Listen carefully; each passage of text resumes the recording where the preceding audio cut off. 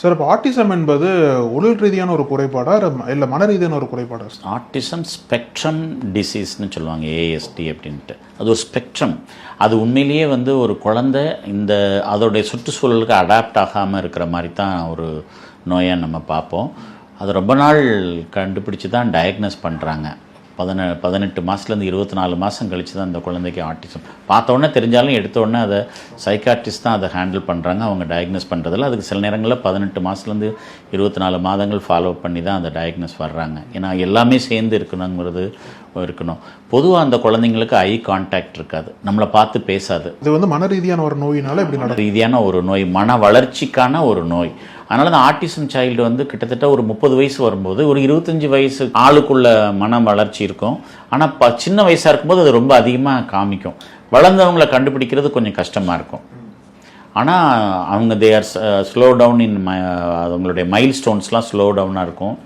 அப்புறம் இன்டராக்ஷன் நல்லா வந்துட்டுது ஒரு கட்டத்துக்கு அப்புறம் அப்படின்னா அவங்க ஓரளவுக்கு சமுதாயத்துக்கு அடாப்ட் ஆயிடுவாங்க.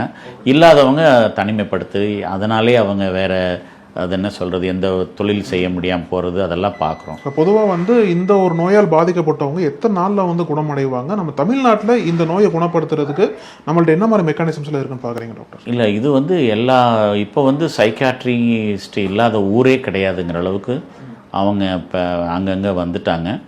இது இன்னும் அரசாங்கம் இதுக்குன்னு பெரிய முயற்சி எடுத்து ஒவ்வொரு மாவட்டத்துலேயும் மையம் வச்சுருக்காங்கன்னா அந்த மாதிரி இல்லை. அந்த மாதிரியான ஒரு நாள் வரணும்னு நான் நம்புகிறேன்.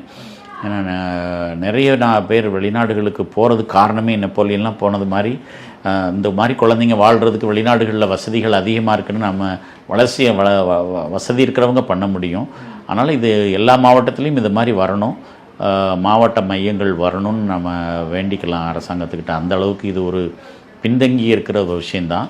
ஆனால் சைக்காட்ரிஸ்ட் தான் இதை டயக்னோஸ் பண்ணி ட்ரீட் பண்ணுறவங்க. அவங்க சைக்காலஜிஸ்ட்னு ஒரு பேட்ரி இருக்கும், ஒரு இப்போ அதுக்கு படித்தவங்க, அதாவது பிஏ சைக்காலஜி, எம்ஏ சைக்காலஜி, அப்புறம் ஆக்குபேஷனல் சைக்காலஜி, இன்னும் இந்த மாதிரிலாம் ஆக்குபேஷனல் தெரப்பி, இன்னும் ஃபிசியோதெரபிஸ்டில் ஆக்குபேஷனல் தெரப்பிஸ்ட் படித்தவங்க, இவங்களெல்லாம் ஒருங்கிணைந்த ஒரு மையமாக அதை வச்சு அதில் நிறைய பண்ணுறாங்க.